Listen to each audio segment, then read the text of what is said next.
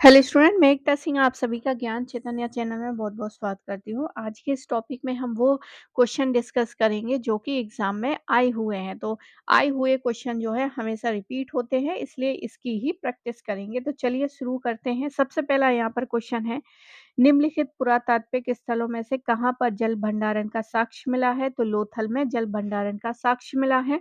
तो A option सही हो जाएगा। कहाँ पर है? गुजरात में है, खंभात घाटी पर, भोगवा नदी पर समीप है और ये क्या था? बंदरगाह। आगे देखते हैं अगला क्वेश्चन, निम्नलिखित में से किसने Indian association for the cultivation of science की स्थापना की थी? तो ये आए हुए क्वेश्चन है, इसलिए महेंद्र लाल सरकार हो जाएगा। डी ऑप्शन क्या है? सही है।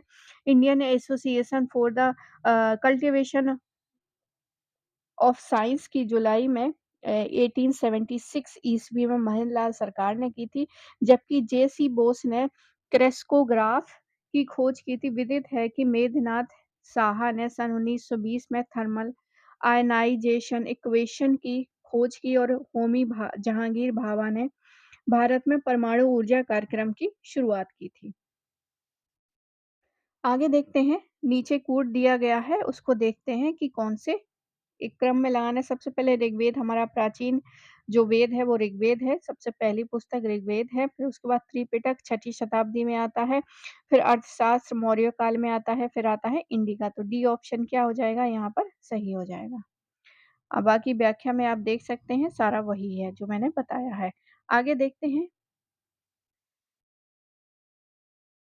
अब यहाँ पर सूची दी गई है उसका मिलान करना। तो सिंधु नदी जो है मोहनजोदड़ो हो जाएगा, रावी जो है रोपड़ सॉरी हड़प्पा हो जाएगा, सतलज जो है सतलज जो है वो रोपड़ हो जाएगा, पंजाब के पास है रोपड़। घग्गर जो है वो कालीबंगा हो जाएगा। तो इस हिसाब से हमारा ए ऑप्शन सही है।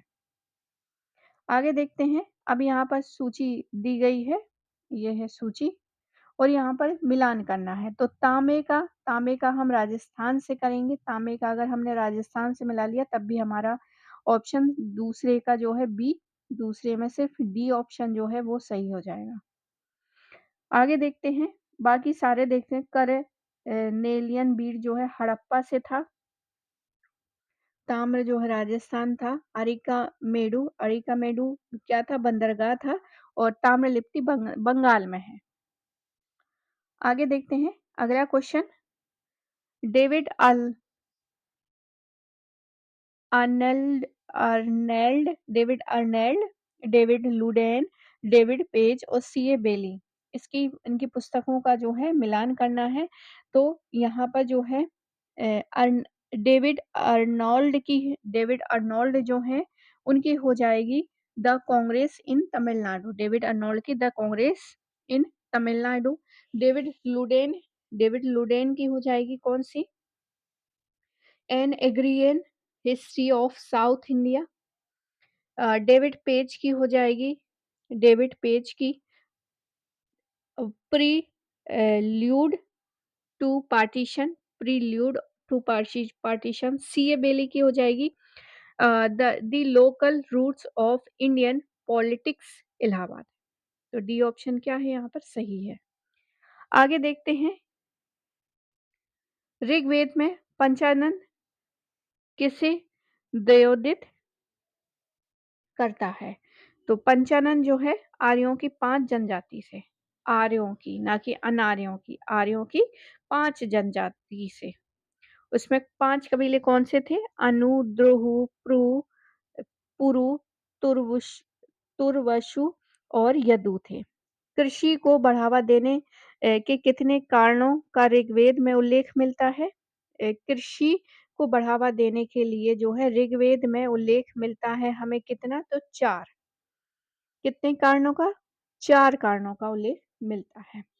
आगे देखते हैं, ऋग्वेद में कृषि को बढ़ावा देने के लिए मुख्यतः 4 कारण उल्लेख हैं कि कृष हो गया, उदर हो गया, धान्य हो गया, वृष्टि हो गया।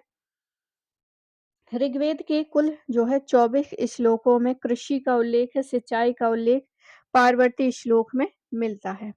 आगे देखते हैं, भारत में सोने के सिक्के जारी करने वाला पहला राजा कौन था? तो आंसर कुजुल बिम्कदफिसिस हो जाएंगे। विमकदफिसिस ने सबसे पहले राजा था जिसने भारत में सोने के सिक्के जारी किए थे, विमकदफिसिस। आगे देखते हैं। और विमकदफिसिस के सिक्कों पर जो है शिव, नंदी एवं त्रिशूल की आकृतियां हैं, तो ये भी याद रखना है। आगे देखते हैं, निम्नलिखित में से किस राजा ने सर्वप्रथम संस्कृत में एक विस्तृत अभिलेख जारी किया था? विस्तृत अभिलेख सर्वप्रथम किसने जारी किया था? रुद्रदामन ने। संस्कृत का पहला विस्तृत अभिलेख जारी करने वाला राजा रुद्रदमन है। और विदित है कि काव्य के रूप में प्रथम अभिलेख 150 ईस्वी में काठियावाड़ में रुद्रदमन द्वारा लिखवाया गया था।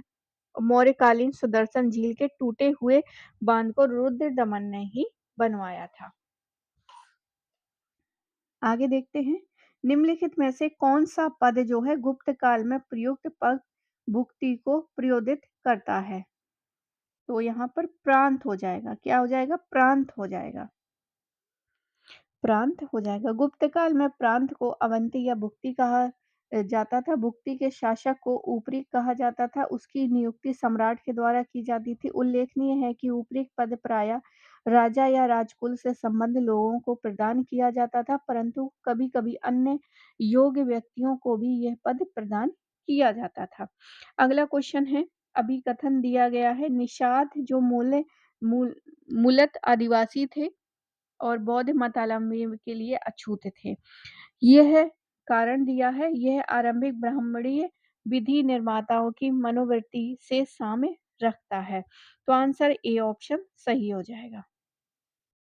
तो ये निषाद जो हैं वो आदिवासी बौद्ध मतावलंबियों के लिए क्या थे? अछूत थे, क्योंकि निषादों का मुख्य कार्य शिकार था, जिससे जीव हिंसा होती थी और बौद्ध धर्म में हिंसा निषिद्ध थी। आगे देखते हैं। अगला क्वेश्चन है, फिर से कारण और अभिकथन दिया गया है। ईसा काल की प्रथम 5 शताब्दियों में मलय उपद्वीप में भारतीयों ने अनेक राज्यों की स्थापना की थी। आर है, पुरातात्विक अवशेषों से समृद्ध भारतीय उपनिवेशों के अस्तित्व का संकेत नहीं मिलता है। तो आंसर ए है। ए सही है, परंतु आर क्या है? यहाँ पर गलत है। तो ए क्या हो जाएगा? सही हो जाएगा और आर यहाँ पर म आर गलत है। तो ईसा काल की प्रथम 5 शताब्दियों में मलय उपमहाद्वीप में भारतीयों ने अनेक राज्यों की स्थापना की थी और पुरातात्विक अवशेषों से समृद्ध भारतीय उपनिवेशों, तो ये उपनिवेशों के अस्तित्व का संकेत नहीं मिलता, ये गलत हो जाएगा। आगे देखते हैं।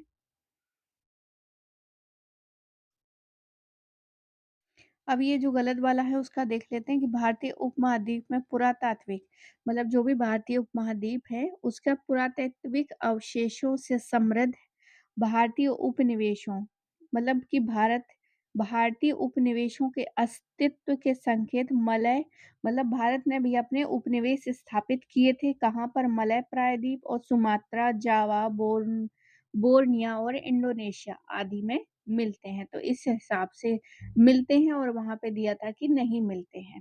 चलिए आगे देखते हैं। निम्नलिखित को कालक्रम में व्यवस्थित करना है। श्रीहर्ष हो गया, भारवी हो गया, माघ हो गया, भट्टी हो गया। तो यहाँ पर जो है सही, सबसे पहले है भारवी आएगा। यहाँ पर भारवी के बाद जो है भट्टी आएगा, भट्टी के बाद माघ, श्रीहर्ष से सबसे बाद में। तो यहाँ पर देख लेते हैं, भारवी जो है छठी शताब्दी ईसवी के हैं, छठी शताब्दी ईसवी के हैं। भट्टी 7वीं शताब्दी पूर्वार्ध और माघ 7वीं शताब्दी और श्रीहर्ष 12वीं शताब्दी। आगे देखते हैं। निम्नलिखित कालक्रम को व्यवस्थित कीजिए तथा नीचे दिए गए कोड का सही उत्तर दीजिए। तो ये इसको भी क्या है, क्रम में लगाना है। धर्मपाल, महेंद्रपाल, मिहिरभोज, वत्सराज। तो यहाँ पर जो है सबसे पहले धर्मराज है, फिर उसके बाद वत्सराज है, फिर उसके बाद मिहिरभोज और सबसे लास्ट में महेंद्रपाल। तो सी ऑप्शन क्या है यहाँ पर सही है। आगे देखते हैं।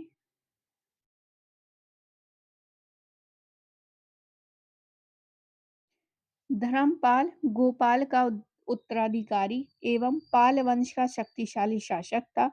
प्रतिहार वंश का वास्तविक शासक वत्सराज था, जिसका शासनकाल धर्मपाल के बाद के शासकों में था।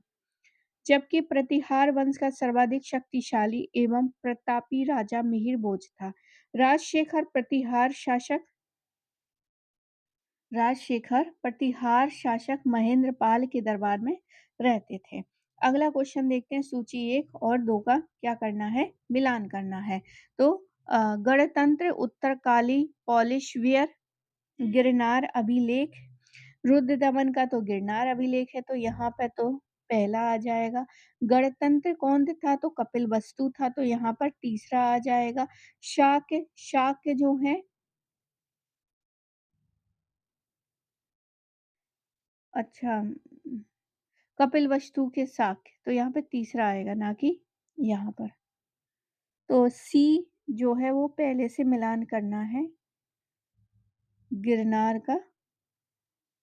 अगर सी का पहले से मिलान करें तो दो ऑप्शन क्या है निकल के आते हैं। अब इसको देखते हैं।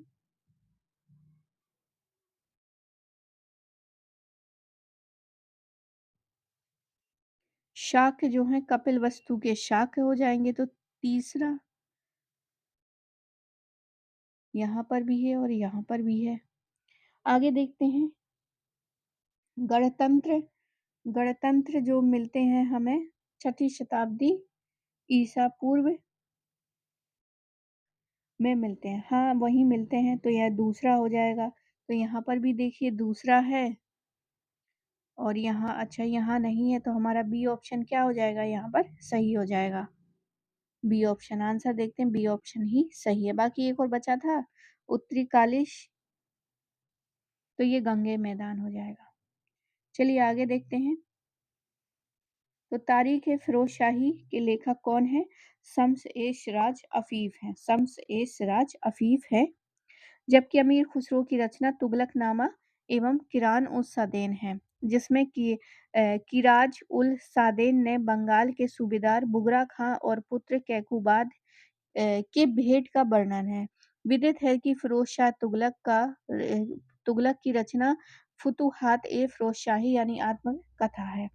अगला क्वेश्चन है, अमीर सदन आला सिज्जी अमीर हसन आला सिज्जी अमीर हसन आला सिज्जी द्वारा संकलित कृति फवायत निम्नलिखित में से किसके डूइंग एंड सेइंग का अभिलेख है। तो ये है शेख निजामुद्दीन औलिया का। अमीर हसन आला सिज्जी द्वारा संकलित कृति फवायद उल फुआद नामक ग्रंथ में निजामुद्दीन औलिया की मजलिसें संकलित हैं। इस ग्रंथ का मूल उद्देश्य औलिया के वचन एवं कर्मों का प्रकाशन था। विदित है कि निजामुद्दीन औलिया भारत में चिश्ती संप्रदाय के एक महत्वपूर्ण संत थे। आगे देखते हैं, सूफी शब्दावली में विलायत विलायत जो था वो क्या था, वो आध्यात्मिक था। क्या था, आध्यात्मिक। आध्यात्मिक सूफी शब्दावली में विलायत का अर्थ एक ऐसे निजी आध्यात्मिक क्षेत्र से है जहाँ सूफी संत जो है आराधना करते थे, अथवा जहाँ वे साधनात्मक क्रियाओं को अंजाम देते थे। ध्यातव्य है कि सूफियों के निवास स्थल को खानका कहा जाता था। अगला क्वेश्चन है, राज तिलक के तुरंत पश्चात ही जहांगीर द्वारा जारी किए गए अध्यादेशों में 10वां अध्यादेश संबंधित था। तो किससे संबंधित था 10वां अध्यादेश, तो आंसर हो जाएगा जागीरदारों के क्षेत्र से। तो ये भी कई बार रिपीट हुआ क्वेश्चन है ये, जागीरदारों के क्षेत्र से। आगे देखते हैं, इसकी व्याख्या देख लेते हैं। जहांगीर द्वारा जारी किए गए अध्यादेशों में 10वां अध्यादेश उसने अपने पिता द्वारा जारी जागीर और मनसबों की पुष्टि की है। जागीरदारों के क्षेत्र की पुष्टि करके उन्हें पदोन्नति प्रदान की गई। विदित है कि नवंबर 1605 में आगरा के किले में अपने राज तिलक के समय नूरुद्दीन मोहम्मद जहांगीर बादशाह गाजी उपाधि धारण की तथा राज्याभिषेक के अवसर पर जहांगीर ने 12 अध्यादेश जो है जारी करवाई थी। आगे देखते हैं दिल्ली स्थित जामा मस्जिद की नींव किसने रखी थी? तो शाहजहाँ ने रखी थी। शाहजहाँ सही ऑप्शन हो जाएगा। और कब रखी थी? 6 अक्टूबर 1650 में रखी थी। इसका निर्माण 1656 में पूरा हुआ था। मस्जिद पूर्णतया जो है लाल पत्थर से निर्मित है। आगे देखते हैं अमीन के पद का सृजन किसने किया था? तो आंसर हो जाएगा शाहजहाँ ने। शाहजहाँ ने अमीन के पद का सृजन किया था। आगे देखते हैं अमीन के पद का सृजन मुगल शासक शाहजहाँ ने किया था। प्रत्येक परगनों में राजस्व के निर्धारण के लिए अमीन की नियुक्ति की जाती थी। विदित है कि सिकदार परगने का मुख्य अधिकारी होता था जबकि परगने का खजांची फोतेदार होता था। आगे देखते हैं अगला क्वेश्चन। अब यहाँ पर 2 वक्तव्य दिए गए हैं ए और आर उसको देखते हैं। उत्तरी भारत में अंतिम महान सम्राट के रूप में भारतीय इतिहास में पृथ्वीराज तृतीय का अप्रतिम स्थान है। हमें पता है कि समसामयिक स्रोतों में इस बात के साक्ष्य मौजूद हैं। तो डी ऑप्शन हो जाएगा, दोनों सही है, व्याख्या भी यहाँ पर सही है। आगे देखते हैं 2 दिए गए हैं और उसका हमें मिलान करना है। तो यहाँ पे निजाम शाही, कुतुब शाही, इमाम शाही और आदिल शाही कहाँ-कहाँ पे था, ये बताना है।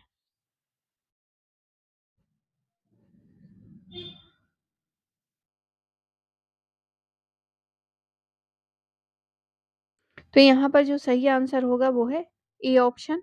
निजाम शाही जो है वो अहमदनगर से है। कुतुब शाही हो जाएगा, कुतुब शाही गोलकुंडा से। और इमाम शाही हो जाएगा ईमान शाही बरार से। और आदिल शाही बीजापुर से। तो ए ऑप्शन यहाँ पर सही है। आगे देखते हैं निम्नलिखित में से कौन सा युग में जो है सही सुमेलित नहीं है? तो अकबर के समय में कितने सूबे थे? जहांगीर के, शाहजहां के और औरंगजेब के। तो यहाँ पर जो है 24 थे। अकबर के काल में क्या थे? 24वें थे। इसको देख लेते हैं। सम क्योंकि आंसर दिया नहीं गया है, शायद गलत हो गया होगा। संपूर्ण मुगल साम्राज्य को सूबों में बांटा गया है। अकबर ने अपने शासनकाल में 24वें वर्ष यानी अपने संपूर्ण साम्राज्य को 12 सूबों में विभाजित किया था। शासन के अंत में सूबों की संख्या बढ़कर 15 हो गई थी, जो शाहजहां के समय 18 और औरंगजेब के शासनकाल में 20 हो गई थी। प्रांतीय शासक को साधारण भाषा में सूबेदार कहा जाता था। जहांगीर के समय भी 15 सूबे ही रहे हैं और उसने कांगड़ा को जीता, किंतु लाहौर सूबे में ही मिला दिया गया। आगे देखते हैं। आगे 2 सूचियाँ दी गई हैं, उसका मिलान करना है। उसका हमें निकोले कॉन्टी, अब्दुल रज़्ज़ाक,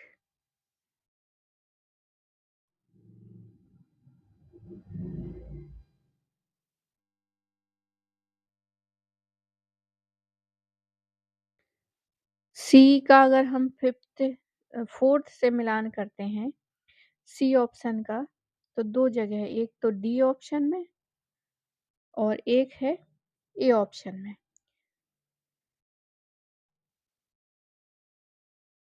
और अगर डी ऑप्शन का अगर हम मिलान करते हैं, तो यहाँ पर कौन-सा? ए ऑप्शन वैसे सही है। अब्दुल रज़्ज़ाक का जो है अब्दुल रज़्ज़ाक देवराय द्वितीय से है। नूनूज का है अच्युत देवराय। और डोमिंगो पाइस का हो जाएगा देवराय देवराय प्रथम से। निकोले कॉन्टी का सॉरी, यहाँ पर निकोले कॉन्टी जो है देवराय प्रथम। डोमिंगो पेइस जो हैं, डोमिंगो पेइस ये हो जाएँगे देवराय द्वितीय से। नूनूज जो हैं,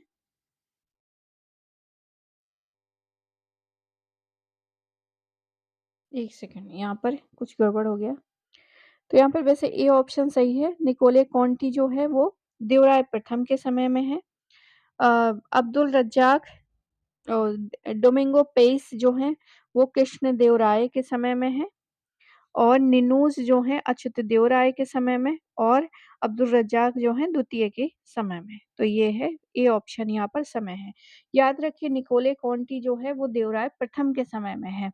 डोमिंगो पेस जो है कृष्णदेवराय के समय में। इसी तरह के क्वेश्चन जो है आते हैं और थोड़ी-सी उसमें गलतियाँ हो जाती हैं। तो यहाँ पर व्याख्या भी दी गई है कि निकोले कॉन्टी जो है आते हैं, ये क्वेश्चन रिपीटेड क्वेश्चन है, किसके काल में आए हैं, कौन-सा एक क्रम में लगाना होता है। तो ये आए हुए कई बार आए हुए हैं क्वेश्चन, तो याद रखिएगा बहुत ज़्यादा इम्पोर्टेंट है। निकोले डी कॉन्टी इटालियन यात्री था जिसने 1420 ईस्वी में देवराय प्रथम के समय में विजयनगर की यात्रा की थी। इसने अपने विवरण में विजयनगर की सामाजिक आर्थिक स्थिति, रीति-रिवाजों व नगर की संरचना आदि के बारे में विस्तृत विवरण दिया था। अब्दुल रज़्ज़ाक़ ईरानी राजदूत था जो 1400 लेके 42 से लेके 1400 43 विजयनगर के देवराय द्वितीय के दरबार में आया था। डोमिंगो पेस पुर्तगाली यात्री था, 1510 में कृष्णदेवराय के दरबार में आया था। नुनूज एक पुर्तगाली था, घोड़े का सौदागर था और जिसने अच्युत देवराय के शासनकाल में 1540 में विजयनगर की यात्रा की थी। आगे देखते हैं निम्नलिखित में से निम्नलिखित इमारतों का सही अनुक्रम क्या है? एतमाद उद्दौला का मकबरा, हुमायूं का मकबरा, आसफ खां का मकबरा और ताजमहल। तो ताजमहल तो सबसे बाद में होगा और ताजमहल से पहले जो है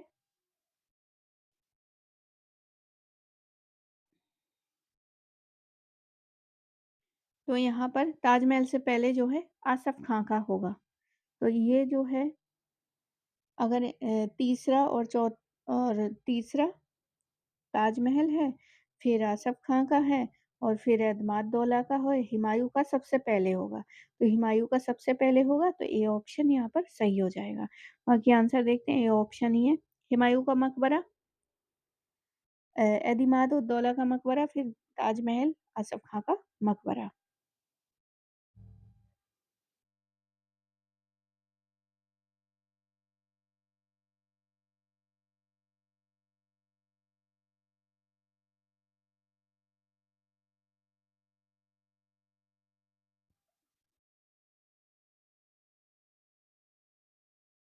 तो यहाँ थोड़ा-सा जो है गड़बड़ है क्योंकि ताजमहल का टाइम जो है 1631 से लेके 53 है, 53 है।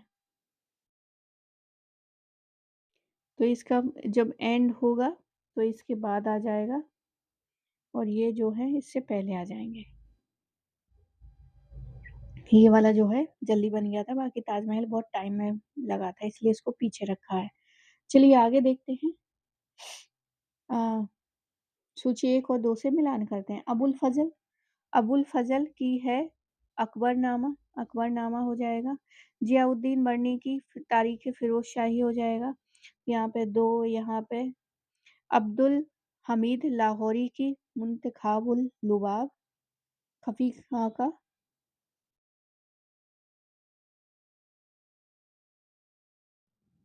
बी ऑप्शन यहाँ पे सही हो जाएगा और अब्दुल हमीद लाहौरी का बादशाहनामा है और खफ़ी खां का मुंतख़ाब उल लुबाब है। खफ़ी खां का क्या है? मुंतख़ाब उल लुबाब है। आगे देखते हैं अकबरकालीन निम्नलिखित घटनाओं में कौन-सा युग में सही सुमेलित नहीं है? तो यहाँ पर जो सही सुमेलित नहीं है वो है उड़ीसा की विजय। 1582 नहीं है यहाँ पर 92 है। क्या है? 92 है। 1592 मेड़ता को हस्तगित करना 62 में ये किया था। असीरगढ़ का घेरा 1601 में, गोंडवाना की विजय 64 में। सारा सही है, उड़ीसा की विजय यहाँ पर सही नहीं है। आगे देखते हैं, अब यहाँ पे 2 सूची दी गई है, उसका मिलान करना है। जैसे नौरोजी, नौरोजी ने क्या किया था? नौरोजी, दादा भाई नौरोजी ड्रेन वाला थ्योरी लाए थे। तिलक ने, गांधी जी तो हरिजन से हो जाएँगे और तिलक जो है वो स्वराज से हो जाएँगे और नेहरू जो है पंचशील से हो जाएँगे। तो इस हिसाब से देखें तो यहाँ पे दूसरा तिलक का हो जाएगा चौथा और यहाँ पे पहला और नेहरू का हो जाएगा पंचशील सिद्धांत। 2, 4, 1, 3 2, 4, 2, 4, 1, 3 तो बी ऑप्शन क्या है यहाँ पर सही होना चाहिए। बी ऑप्शन ही सही है। आगे देखते हैं, निम्नलिखित में से कौन-सा कथन पुर्तगालियों का व्यापारिक ठिकाना नहीं था? तो बारोच नहीं था। कौन-सा नहीं था? बारोच नहीं था। बरोच पुर्तगालियों का व्यापारिक ठिकाना नहीं था, जबकि कालीकट, कोचीन, मछलीपट्टनम और माहे आदि पुर्तगालियों का व्यापारिक ठिकाना था। और बरोच जो है गुजरात में स्थित एक बंदरगाह था। आगे देखते हैं, निम्नलिखित में से कौन-सा बक्सर में अंग्रेजी पढ़ाता था? बक्सर में अंग्रेजी पढ़ाता था तो मीर कासिम। मीर कासिम अंग्रेजी पढ़ाता था बक्सर में। तो बक्सर जो है बिहार में मीर कासिम अंग्रेजी पढ़ाता था, जबकि सिराजुद्दौला अलीवर्दी खां की मृत्यु के बाद बंगाल का नवाब बना था। विदित हो कि काल कोठरी की घटना नवाब सिराजुद्दौला के काल में घटी थी। आगे देखते हैं, पिट्स इंडिया एक्ट जो है कब पारित हुआ था? तो आंसर 1784 में, 1784 में। आगे देखते हैं, पिट्स इंडिया एक्ट जो है 1784 में पारित हुआ था। इस अधिनियम के द्वारा द्वैत शासन की शुरुआत हुई थी, जो 1858 ईस्वी तक विद्यमान रही। ज्ञातव्य है कि इस एक्ट के तहत जो है राजनीतिक मामलों के लिए बोर्ड ऑफ कंट्रोल एवं व्यापारिक मामलों के लिए कोर्ट ऑफ डायरेक्टर की स्थापना की गई थी। आगे देखते हैं, कामागाटा मारू पर सवार पंजाबी गदर क्रांतिकारियों की अंग्रेजी सेना के साथ भिड़ंत हुई थी। कहाँ पर? बजबज में। सी ऑप्शन क्या हो जाएगा? सही हो जाएगा। बाकी इसको देख लेते हैं, यहाँ से कई बार रिपीटेड क्वेश्चन है, ये कई बार पूछा गया है, थोड़ा-सा घुमा के या थोड़ा-सा इस तरह से। तो व्याख्या देखना बहुत ज़रूरी है। कामागाटा मारू जहाज़ पर सवार पंजाबी गदरकारियों की अंग्रेजी सेना के साथ भिड़ंत कलकत्ता के पास बजबज में हुई थी। चूँकि 1914 से लेके 376 भारतीय नागरिकों को बाबा गुरप्रीत सिंह ने कामागाटा मारू जहाज को भाड़े पर लेकर कनाडा के वैंकूवर से ले जा रहे थे, परंतु कनाडा सरकार ने इन यात्रियों को बंदरगाह में उतारने की अनुमति नहीं दी। इस कारण जहाज जो है 27 सितंबर 1914 को पुनः कलकत्ता में बजबज नामक स्थान पर लौट गया, जहां यात्रियों और पुलिस में संघर्ष होता है। आगे देखते हैं, भारत के योजना आयोग की स्थापना किस वर्ष हुई थी? तो योजना आयोग की स्थापना जो है 1947 में हुई थी। स्वतंत्रता पश्चात ही हुई थी। 1947 में पंडित नेहरू की अध्यक्षता में आर्थिक नियोजन समिति की गठन हुई थी। बाद में इसी समिति के सिफारिश पर 15 मार्च 1950 में योजना आयोग का गठन एक गैर संवैधानिक तथा परामर्शदात्री निकाय के रूप में किया गया था। आगे देखते हैं अगला क्वेश्चन।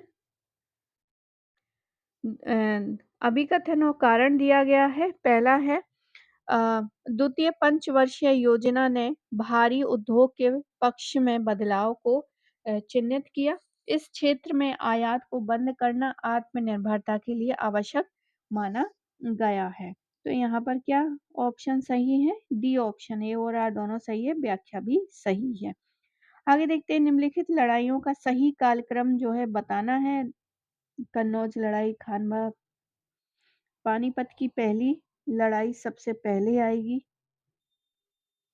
यानी अगर हम रखें तो यहाँ पे बी ऑप्शन पहले है, फिर पानीपत की पहली लड़ाई, पानीपत की तीसरी लड़ाई को हम सबसे बाद में रख देंगे, तो हमारा आंसर क्या है? ए ऑप्शन निकल के आ जाएगा। फिर उसके बाद पानीपत की पहली लड़ाई के बाद कन्नौज की लड़ाई आएगी, खानवा की लड़ाई आ जाएगी। तो ए ऑप्शन यहाँ पर सही है। बाकी टाइम पीरियड 21 अप्रैल जो है 1526 में हुआ था। खानवा की लड़ाई जो है 16 मार्च 1527 में हुआ था। कन्नौज की लड़ाई 17 मई 1540 ईस्वी में, पानीपत की लड़ाई जो है 1761 ईस्वी में हुई थी। आगे देखते हैं, निम्नलिखित स्रोत ग्रंथों को कालानुक्रम में व्यवस्थित कीजिए। नीचे दिए गए कूटों से अपना सही उत्तर चुनना है। खज़ाइनुल फुतूह मतलब एक क्रम में लगाना है, किसके काल में लिखी गई है। खज़ाइनुल फुतूह, वाक़ियात ए मुशीरी, तो अ, ये वाला ऑप्शन जो है सबसे बाद, खज़ाइनुल फुतूह जो है सबसे बाद में आएगा। तो ये वाले तो, यहाँ वाले तो सारे कट जाएँगे, तो सबसे बाद में जो है मासीरी ए जहांगीर, ये आ रहा है। सबसे पहले जो है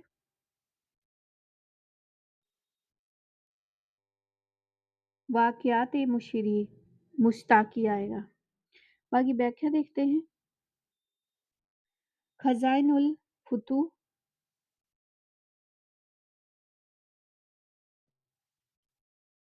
खज़ाइनुल फुतूह जो है अमीर खुसरो की है।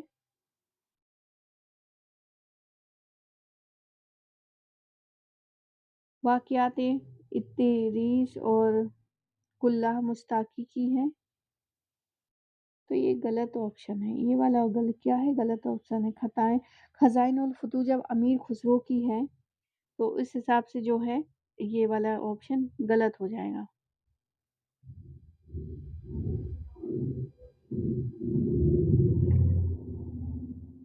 सबसे पहले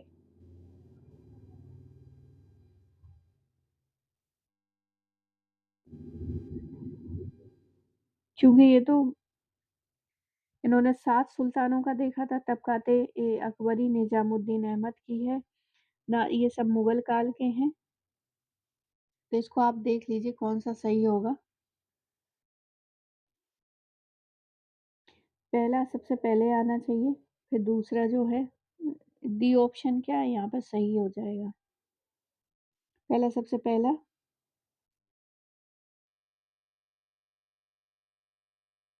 तो इसको आप देख लीजिए। आगे देखते हैं, निम्नलिखित संस्थाओं की स्थापना का सही अनुक्रम क्या है। बनारस स्थित संस्कृत कॉलेज, फिर फोर्ट विलियम कॉलेज मदरसा, एशियाटिक सोसाइटी मदरसा जो है 1781 की है मदरसा, थर्ड ऑप्शन सबसे पहले, फिर आएगा इस एशियाटिक सोसाइटी ऑफ बंगाल, तो यहाँ पर फिर बनारस स्थित कॉलेज 81 1781, फिर फोर्ट विलियम कॉलेज 18। तो ए ऑप्शन क्या है यहाँ पर सही हो जाएगा। आगे देखते हैं, निम्नलिखित ग्रंथों के प्रकाशन का सही कालक्रम बताना है। गोदान, आनंद मठ, आनंद मठ सबसे पहले होगा। नहीं, नील दर्पण सबसे पहले है। नील दर्पण सबसे पहले, फिर आनंद मठ।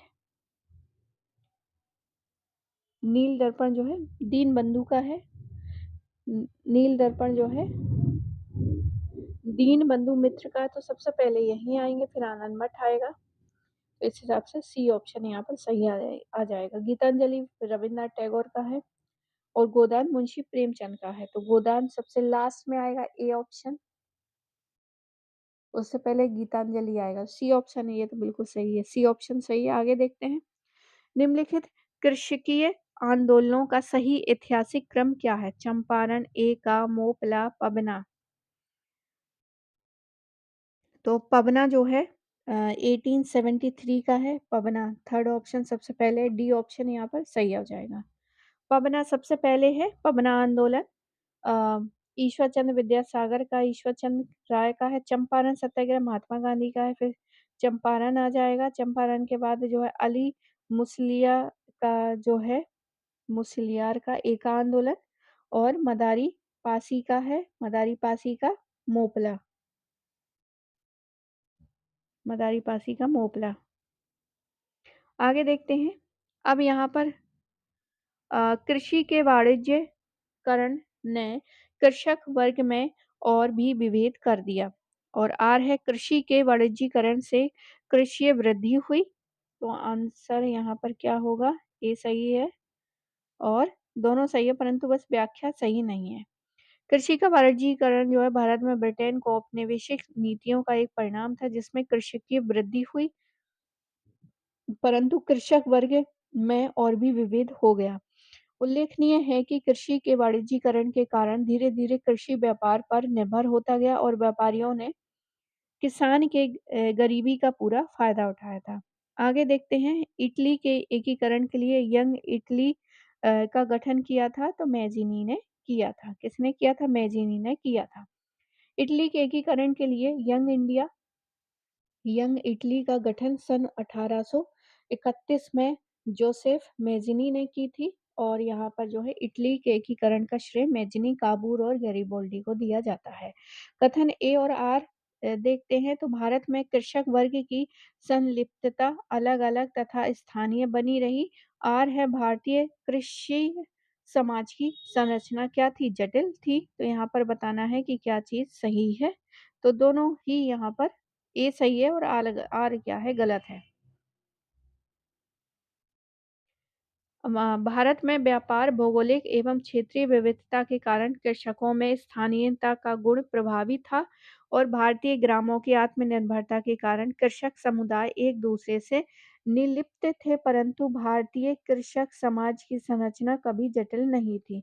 कृषक समुदाय जो है रूप से अनाज उपजाता एवं उनकी निजी ज़रूरतों को अन्य वर्गों द्वारा पूरी की जाती थी।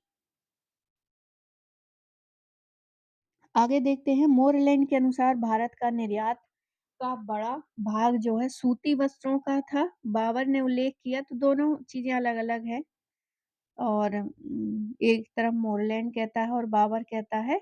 बाबर ने उल्लेख किया कि काबुल में सूती वस्त्र प्रमुख रूप से भारत में लाए जाते थे। तो दोनों एक आधुनिक उसका है मोरलैंड अच्छा, तो यहाँ पर जो है दोनों ही सही हैं, व्याख्या भी सही है, क्योंकि सूती वस्त्र से ही चीज़ें हो रही हैं। तो ए ऑप्शन क्या है यहाँ पर सही हो जाएगा। बाकी मोरलैंड जो है मध्यकालीन भारत का है, ना कि आधुनिक भारत का। तो मध्यकालीन आर्थिक जीवन का वर्णन करते हुए इतिहासकार मोरलैंड ने लिखा है कि भारतीय निर्यात का एक बड़ा भाग जो है सूती वस्त्रों का था। बाबर ने अपनी आत्मकथा तुजुक बाबरी ने में इस बात का जिक्र किया है कि काबुल भारतीय सूती वस्त्रों के बाजार का एक बहुत भाग बड़ा केंद्र था। अगला क्वेश्चन देखते हैं। यहाँ पे जो है मिलान करना है। रूसो रूसो जो है किससे संबंधित थे? मार्क ब्लॉक जो है किससे संबंधित थे? एफ एंजल किससे थे? और एम ए श्रीनिवास किससे थे? तो यहाँ पर जो है रूसो का हो जाएगा general will say. General will जो है रूसो का है। जनरल विल किसका है? रूसो का है। मार्क ब्लॉक का सामंतशाही मार्क ब्लॉक का सामंत शाही हो जाएगा। एफ एंजल का हो जाएगा समाजवाद। एफ एंजल मार्क्सवादी थे जो उनके मित्र थे कार्ल मार्क्स के। और श्रीनिवासन हो जाएंगे संस्कृतिकरण के। तो बी ऑप्शन यहाँ पर सही है। आगे देखते हैं।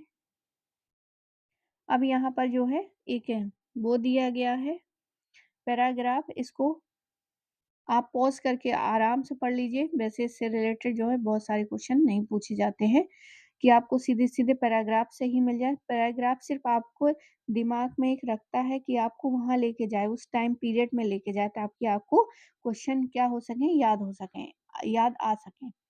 आगे है नियति के साथ भेंट, इसे इंगित करता है भारत की स्वतंत्रता, स्वाधीनता। जवाहरलाल नेहरू ने जब संबोधित किया था तो यही जो है उनके शब्द थे। साम्यवादी नारा क्यों असफल रहा? क्योंकि वह भ्रांतिपूर्ण रीति से विचलित था। आगे देखते हैं। भारत का प्रजातांत्रिक स्वरूप कैसे उभर कर सामने आया? तो प्रजातांत्रिक सरकार तथा नीति के विकास के माध्यम से। ए ऑप्शन सही हो जाएगा। भारत का प्रजातांत्रिक स्वरूप प्रजातांत्रिक सरकार तथा नीति के विकास के माध्यम से उभर कर सामने आया। चूंकि नेहरू के नेतृत्व में धीरे-धीरे एक स्वतंत्र विदेशी नीति विकसित की गई जो इस समय के गुटनिरपेक्षता की नीति नई नई धारणा पर आधारित थी। आगे देखते हैं स्वतंत्र भारत का पुनर्गठन किस प्रकार हुआ था? तो भारतीय राज्यों और अर्थव्यवस्था के पुनर्निर्माण द्वारा पुनर्गठन हुआ था। तो ये थे कुछ इम्पोर्टेंट क्वेश्चन जो कि एग्ज़ाम में क्या है, आने के ज़्यादा चांसेस है, क्योंकि हमेशा जो है रिपीटेड क्वेश्चन आते ही आते हैं, तो याद रखिए, इनको अच्छे से पढ़ लीजिए। तो चलिए मिलते हैं अगले वीडियो में, और अगर किसी को थ्योरी पढ़ना है तो वो जॉइन कर सकता है, और बहुत ही कम फीस में आपको जॉइन मिल जाएगा। और अगर जब भी आपका मन करे आप उससे जॉइन हटा सकते हैं। तो मिलते हैं अगले वीडियो में, ज़रूर से जॉइन करिएगा। और पूरा वीडियो देखने के लिए आप सभी का बहुत-बहुत धन्यवाद।